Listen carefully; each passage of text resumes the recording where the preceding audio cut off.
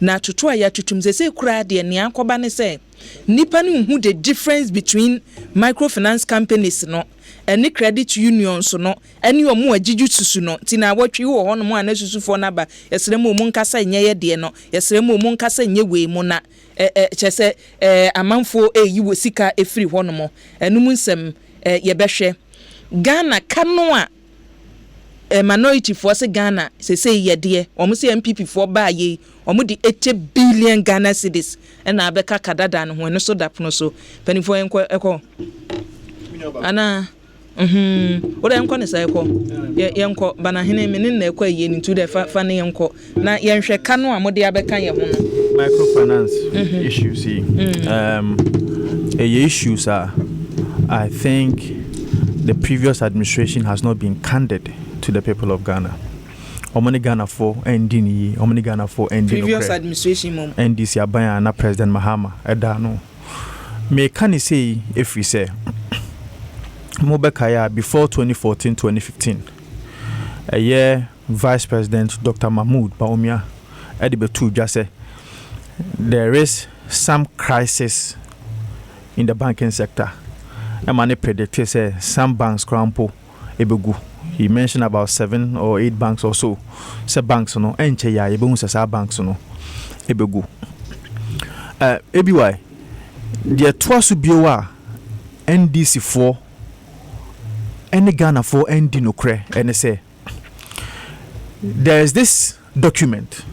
So that document no a IMF and World Bank for a year say review of the banking sector in this country. Now say review no World Bank went ahead to even give recommendations as to how the banking sector will have to be fixed, and this document is dated the 2014-2015. And now IMF and World Bank at this idea nearby. Now, that document, all that IMF and World Bank sought to say, and they say Yanshini ye Nasa Abano M2 Anamoa, especially as far as corporate governance, supervisory mechanisms, regulations, how to make sure say there is some amount of fortitudeness. The banking sector will collapse. Indeed, at the time of our review, they said the banking sector had collapsed. But NDC President Mahama, because of an impending election, that is the 2016 election, was not able to be candid to the people of Ghana. And what they did was to make sure say omo disika ebe akoso sa banks no ide ase. And what they did was just unsustainable. Idea chese da embo ama banks no enye de enyina omo na so ye said na ehwe no. Aban we buy no per the prophecies of Vice President Baumia when he said it in 2013-2014 thereabout, said the banking sector be collapsing no. Hey, aban we at the sika about 11 billion. 11 billion. And they share the banking sector just to make sure say we safeguard depositors. And for argument be say, oh, idea crampo among and some bankers and as for many banking institutions in the Jumano or Majuma Begu. Say as against the millions of depositors. Almost cashem a bit akobobosia. Ambodi Juma. Do you know say the non-performing loans are yenya the various bank sector and as a microfinance sector no because say contractors have not been paid. ABY the above we are apart from that 11 billion Ghana cedis and they say you did 2 billion Ghana cedis a bit sorry $2 billion a bit for contractors. What they call 11 billion who I say $13 billion. Contractors. And you see, now but talking about $2 billion, which is equivalent to $10 billion. Now but now na beza kunta na kunta we jo koyewe. It depends. Now but 11 billion yetua. Just to make sure say depositors they be protect you. depositors omo mu dom sika koto to microfinance institutions sankrofo no yanhwe ni na se yanfa sa regulations ni sa sika na hye mu a they will lose their monies because we will see say at the point the banks will collapse and as microfinance institutions will collapse because they are not even meeting their minimum requirement. And this we go deep down share DKM issue. DKM was not doing well, but Oshesronwa, their asset base was solid. Okonenam Sunyani area mo BA area sim ho bon se mo cars nam ho cars ni be free Accra na ko Sunyani to Accra bi ko Tamale. Into Oshe at the surface level you may think say the business or the DKM was doing well, but DKM was in crisis. Oshe 2014-2015 review IMF the buyer no it was part of those review and national recommendations IMF the buyer and so about a feature about a feature or man fee just because of an election. Share the number of depositors are eluso musika.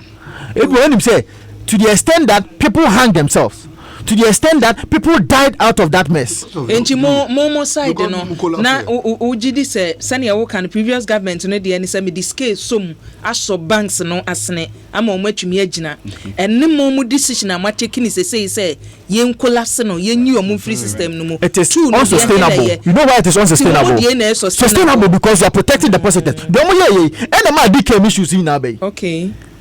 Giving banks monies to be able to make sure some betumi aso omo ase aboa ama bank na dey akoso no it was unsustainable. At the point it exposed them. The omo ye na dey na DKM so aguye. The omo ye na dey na banks be bia say aguye. It is because that approach cannot be a perfect approach betumi provide some support and as some way support e dey ama depositors 1 million depositors are about already 11 billion akwa no they are in their houses praising this government because obu ha wakwa bobo 200,000 or the year juma sebios kana kwa share microfinance institution hono no. How is that person able to get that 200,000? If say jaya my bank near the ekugua na everyone na man you time this baba na what for microphone say manya obekasa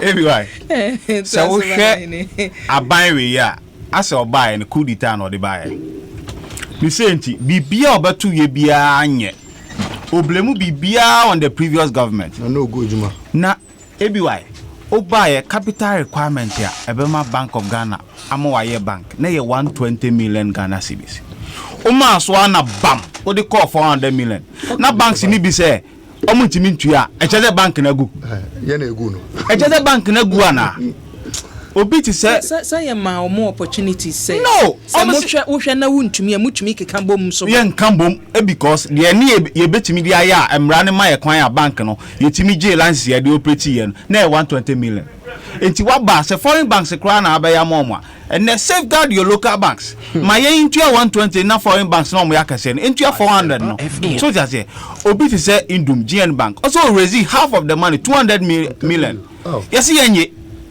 entu be catch them say Indum Bank ne so na gu ana ne ngu ye hwe aban we timi hwe obi anim say wo you don't qualify for fit and proper test baby enya wo fi ye nim enti ye be gi license ye be gu bank and no say na you insolvent ana yes sir a political vendetta na ban we buy say oba be gu nkrofo nyuma 9 local banks go to consolidated bank na they set up and say 100 ni sika koto obiom we have been told say yeah the 11.4 billion na akoshe bank ni one kire omoboa because consolidated receive an be catch say a paper and na ban dia man ekita na paper ye man sika meanwhile contractors ya mama am contract omo akwaji bisia o sa banks we na banks ni say montua contractors no mo so metua yen ba yesika man aban si metua na entua kira Unibank presented contractors to government finance minister si metua hwe Indum Goko security contractors sika wo honom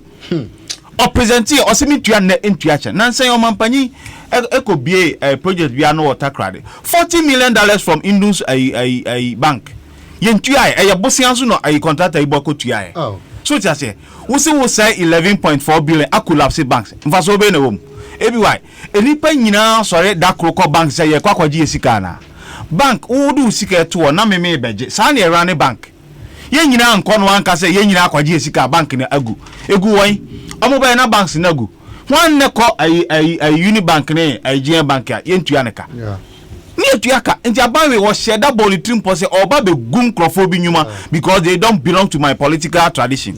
Look, microfinance over 300 microfinance companies ne banks na egu ni nyina ye abamba akomudia ABY. If you say last week over ha. Last week Unim say last week ye de Paul Amani ba ha.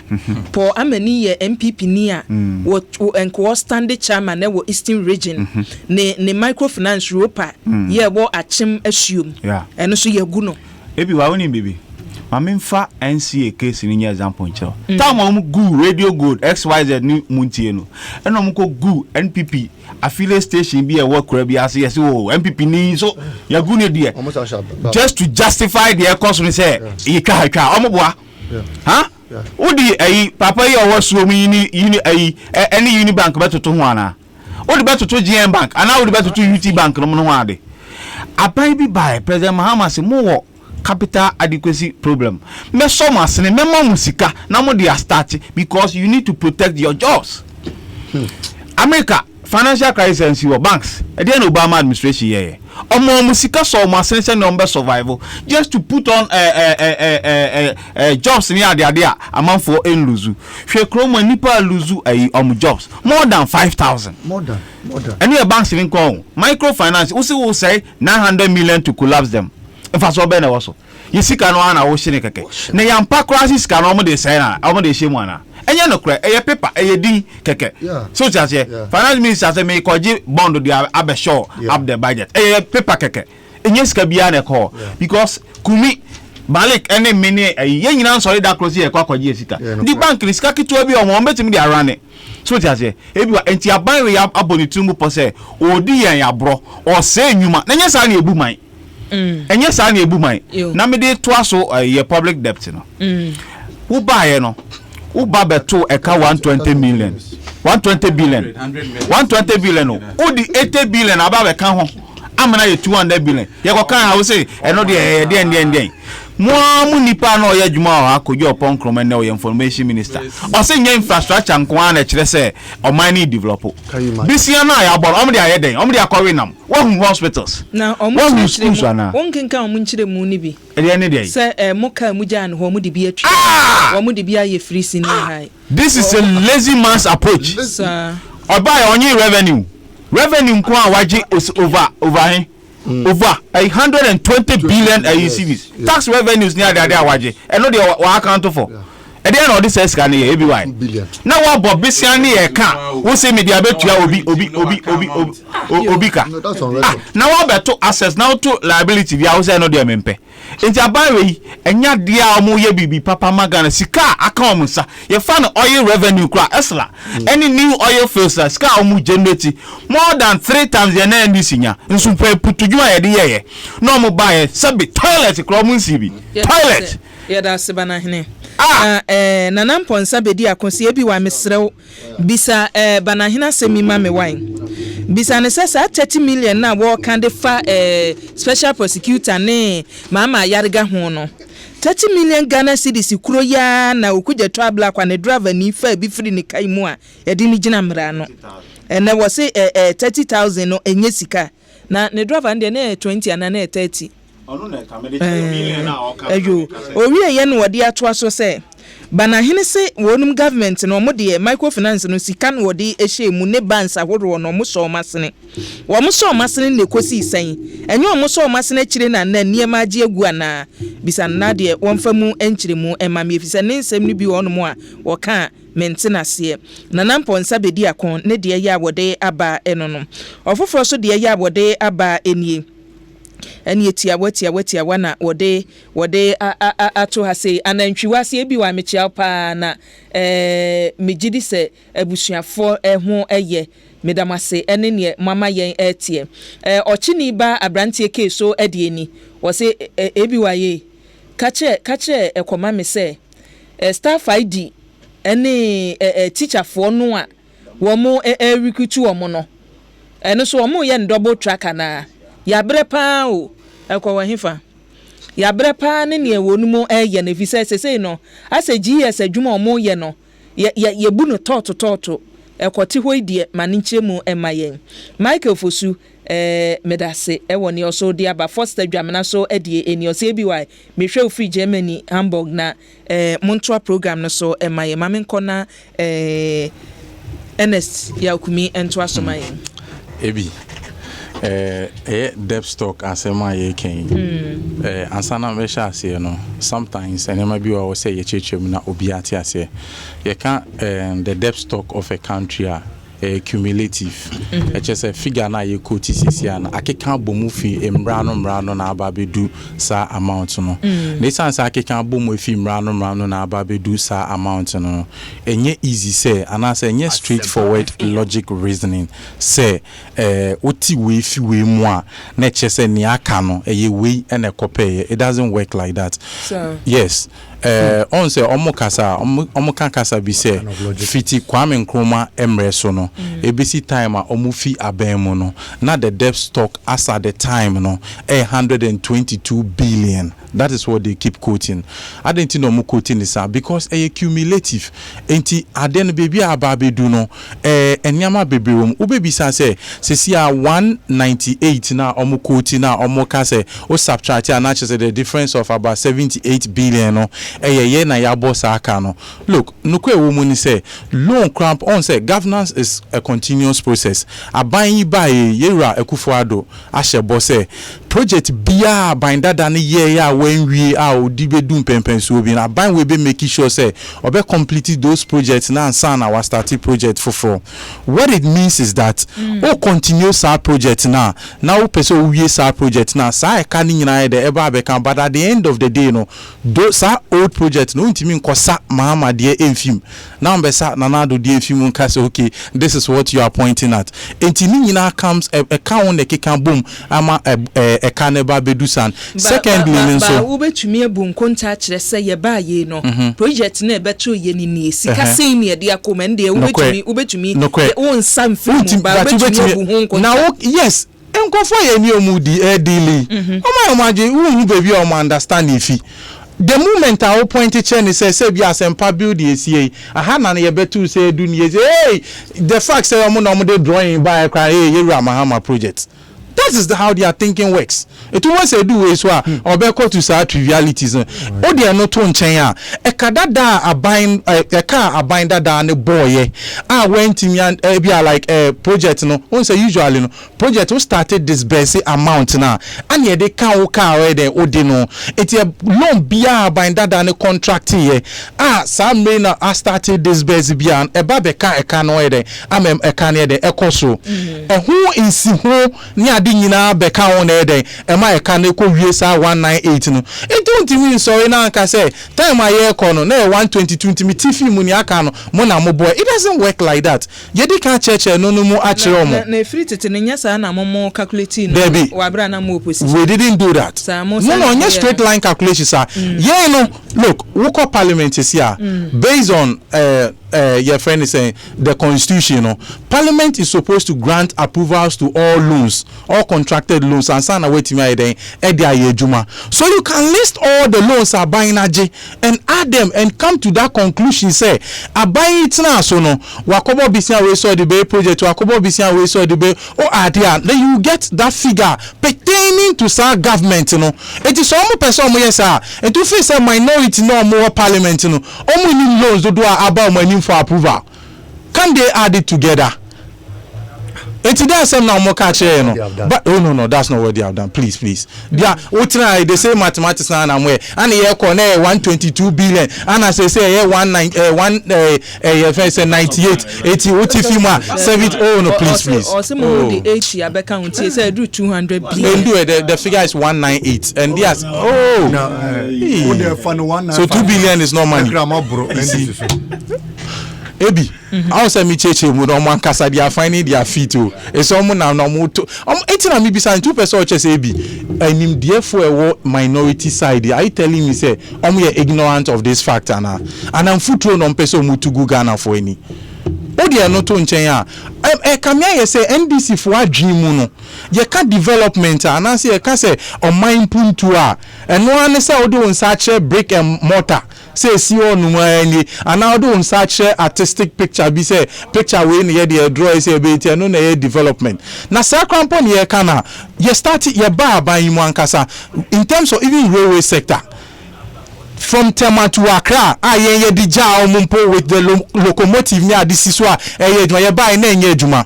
We had to undertake rehabilitation to make sure say juma shempuntu nyuma cost under the railway sector. I fear we ankasai omanpeni say 1 billion cedis has been assigned for the construction of the railway sector for the western corridor and both from Kumasi to your friend is saying Paga. So from release. Check it. So you until one mama the proper word release. Hey, no, but I be serious. Be serious.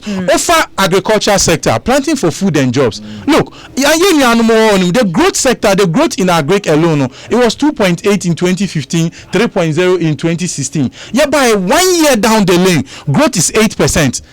Printing bias as investment are you investing in fertilizers any equiafro so no it's at the end of the day no for the first time in so many years we recorded trade surplus no eboama yesika sem ejina aboama yequiafro enye adwuma ye aboama nipa dodo enye adwuma ye o de no to nchen a ye say obrena so emfa hwe nto nchen bio ye da say NSC akumi ene atene nka no bonti Benjamin achima abuakwa ene wode we efiro se bi wai sane NDC amanyoko no etura na omaye omadwen se omode ebeye adwuma no menyi nisa 2020 ombenya bibia gina so aka se Ghana for ento aba ema won na Shiraje nto nsam frɛ chairman Blay ena court bia so oda minia ende ya ade eda ho no mo wan ade a eda ho no mo epefe nti se wo pa betumi ahu George Aduso adie eni wo se ABY mama yarga omro emra so ewo my Ghana emu Derek Jan say boachwa ada na won kan me message no we de ba ya nka makani o de ba ya ye say wo si newscasters de enso nye news na me kan Leo so de ye o de aba wo say ABY mesrew kacha Ghana for say ye outside the box eniema ye no ye dwena ye nwene adwen bebo ama empuntu aba ya brabom ene oman ni nyina mu nya saade a ye begina ye ABC mu sa Lord Gugi so e de ye awode aba wo se ebi waye Mr. CID boss no me pese me hu se nam one omayi na free red alert ne so ana eda so da so menua eda so ada so yenko Malik 2% time be ni Malik na fane Malik yenko ebi na wuti some amini akaka na agwagwa ese akoko wa yer no ho se onem nipa na be di bronya etobia ebedru ho no na yedina yo makwa ebe no wuti free we ye fini boto we ebi I think say we share in depth situation and there enye ebibi man kwa na Yesu mama enye mu media for nkwa so na Yesu mama in fact enye minority for nkwa na Yesu mama we are say abonti nyina Yesu mama Bloomberg for input twete e churo say ye baby a ye debt edru and they is the highest since the last 4 years and say ya Ghana would be added onto the high debt risk countries and the entire worldwide. I think that is a crucial topic. I also say say yes, look, before we be there, so mama Ghana for any anti say sikane taho yet sikaso etafie town room unso a comedy yet sikaso we can survive. It was a lazy man's approach. Say armchair approach. And then every Dr. Kwame Nkrumah Presso 1957 till 2019 and then from 1957 to 2016 now you have public debt 122 billion obia be bobi, a free fabe bobi, unkurma bobi, a champon bobi, busia bobi, kofo bobi, 122 billion. Mr. Nanado Danko Akufo-Addo be di adie so. In just 2 years, now a bobusia do 80 billion. Close to 80 billion, Ebi. Not just what's the 2 years now? What's the 2 years now? Now say what the total from 1957 till 2016 now. A year drew President Mahama or Bobusia 40 billion. Now what is still do? Chere say moye railway, moye obo bibidi or some of me as a free SHS or said then and on mo na mo ma nya as simple say even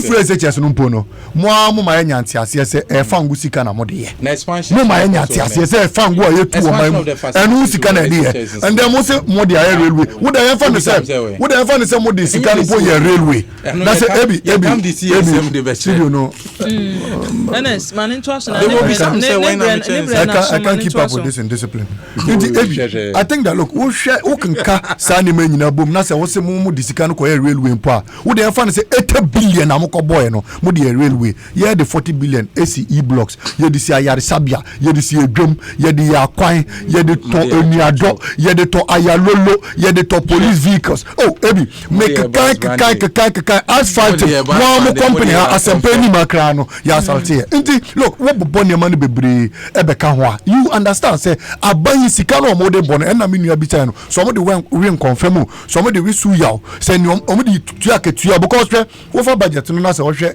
your domestic debt revenue domestic capital expenditure cra it is 1 billion out of over 6 billion budgeted in 2017.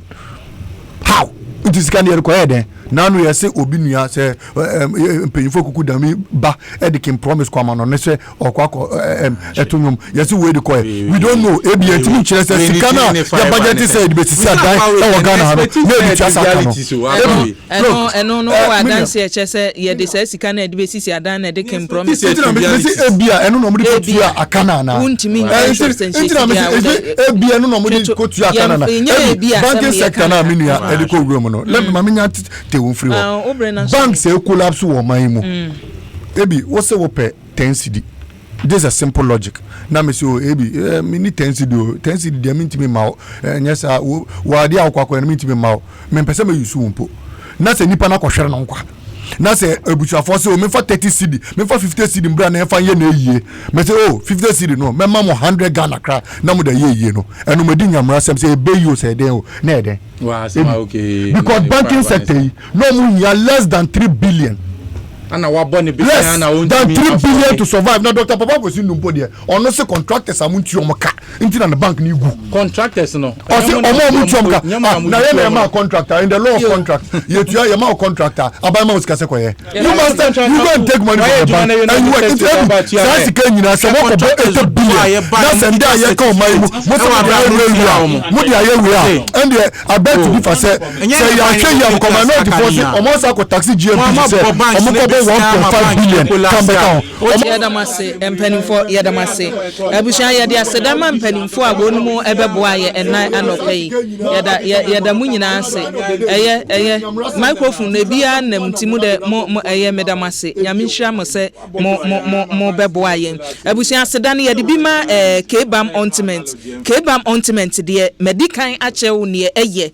Se wo bobo wo yo bi a wo ye sports we obi a chese wanyi wo mfie na kwa animu wo honam na tutu wunya K-Bam ointment a enei wo di twi so a no wo bensa na adwo se from bomoden ba bia ye ton aduro bia kwa hono mu abenya bia to na Vodafone so de abusua se wo penkita wodie ni emniemu ede Vodafone Ghana for na eboa wo afi na wo ba Ghana udu ase ya network no si wo pe Vodafone ene tumi ode be mawo ade be kasa de bebre mpanifo medamasi o nyamihia mo nyamisha mo se mo beboa ye wase mo nyame ya adomo na wotwe se ne yebesan ahia biem yedam ase ena sia akumi yeda ase sada so ena Malik Basintele yeda ase ena eye Ousuba na hene so yeda na ase yeda mu nyina ase se enne ye fremo na mo beboa ye na Naba Bernard Champon edie eni was ye bi why mate se ene wasem no na bana hene peso okay feminist for no was say feminist for no no mo wo hefa bo abra NDC for refer to mrahye badwani bi so ye bloody widow eno kra de ya nkoho ne aka ho asem ne Joachi on the nanado no say he is in control wo ye adwuma no abusua mama yemfa musia na agudie mu akomfo no na eba no Albert Kobi Sanje de ni o se bi wa mesro kan me message no na me pese me bi se o se